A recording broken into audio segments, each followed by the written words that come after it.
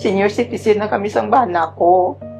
Kanami isang programa mo, Bob, nga pre-hospitalization dako nga bulig sa kabay pa nga, hindi lang ini sa South Cotabato, munti magalapnag pa ini sa bugos ng Pilipinas. Siya, si Nanay Gemma. Nang maospital ang kanyang kabiyak na kapwa senior citizen, naging mabigat na pagsubok ito para sa kanilang mag-asawa.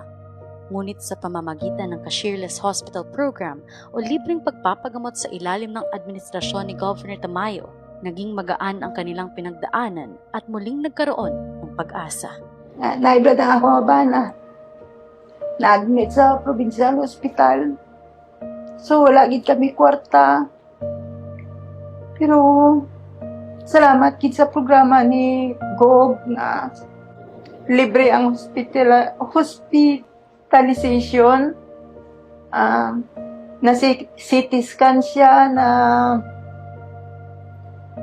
natudai ko, pero why gid kami sa yung bayaran, zero gid ang tanan, pati bulong libre. May blood clot sa iya nga ulo. Kay na mild stroke siya. Siguro gastuhan gid kami sa dako.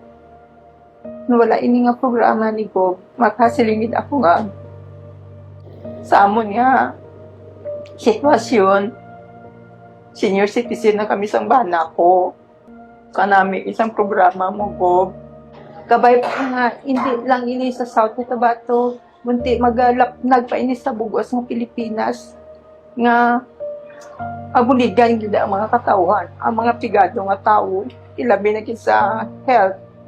Kay siyempre, ang mga senior citizen, damo na ginasang ginabatyag.